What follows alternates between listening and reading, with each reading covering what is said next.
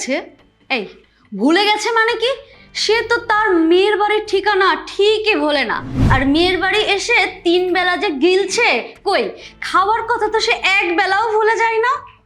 তোমার জামার মাইনে কত? আমার জামাই বিদেশ থেকে কারি কারি টাকা না পাঠালে কি ভালো মন্দ গিলতে পারতে? তুমি আমার আর আমার বাপরে খাওয়ার খোটা দিতেছো?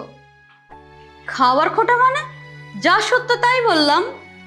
আচ্ছা শোনো, তুমিই বলো ভাবি, এই সংসারটা চালাতে কত টাকা লাগে? আমার জামাই বিদেশ থেকে কত টাকা দেয়? তোমার স্বামী এই সংসারে যতটুকু টাকা দেয় সেটুকু টাকা দিয়ে এ সংসারের সামান্য গরম পানিটুকু হয় না, বুঝেছো? দেখো, আমার স্বামীর যে পরিমাণ ইনকাম সেটাই তো দিবে সংসারে।